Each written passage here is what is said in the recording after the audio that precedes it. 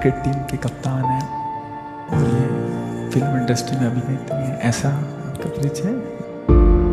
तो ये आपसे मिलने आया था, आपका सत्संग सुनते हैं हमारे से। श्री जी का माला इनको और चुनरी सखी को भेजा।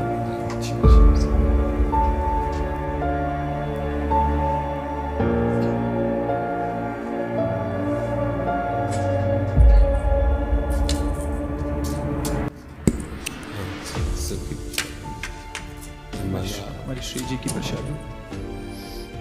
देखो एक कोई छोटी माला श्री जी की प्रसादी इस बच्चे को पहना। हाँ बच्चा है बड़ा।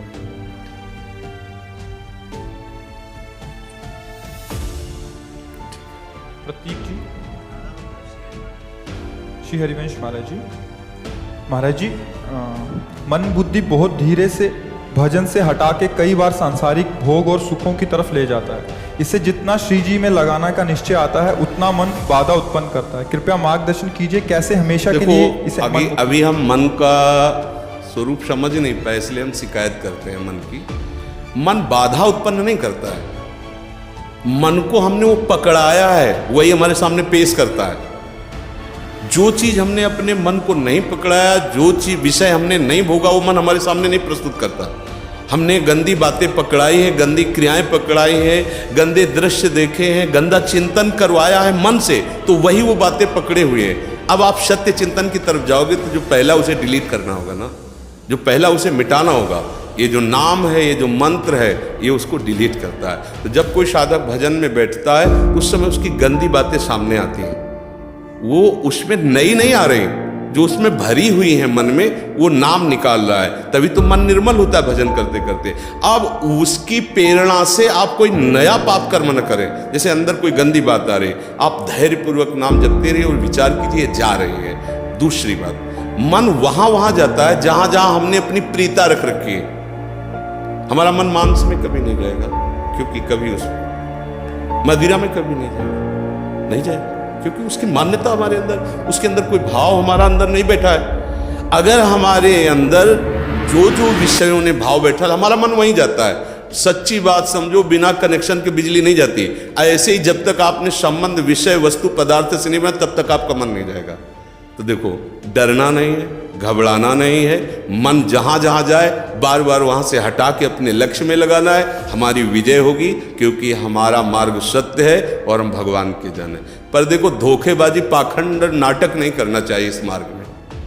हम ये कहते हैं कि तुम्हें विषय सेवन करना है, तुम्हें स्त्री शरीर प्यारा है, या तुम स्त्री शरीर साधो को पुरुष शरीर प्यारा, तो नाटक करने की, बाबा जी बनने की जरूरत नहीं। ब्याह करो, जाके आराम से धर्म से चलो और भगवान को प्राप्त हो।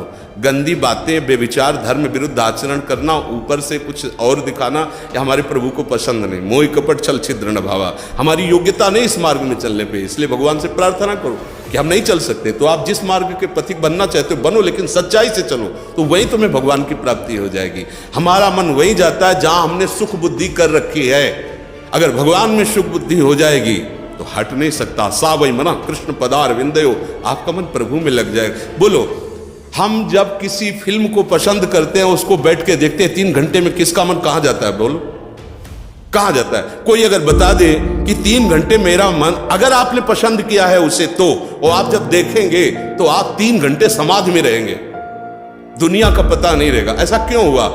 वो एक झूठा रचा हुआ नाटक था, एक झूठा दृश्य अभिनय किया गया था। लेकिन मेरी पसंद है तो मैं 3 घंटे बिल्कुल अपने मन को कहीं नहीं जाने दिया, और भजन में बैठते हुए मन भागता है। क्यों? क्योंकि पसंद नहीं है हमारी। हम करना चाहते पर पसंद नहीं है। आप देख लीजिए ना, कोई भी आप सीन देख लीजिए, कोई भी आप विषय देख लीजिए, जिसमें आपको पसंद है वही मन पकड़ लेगा।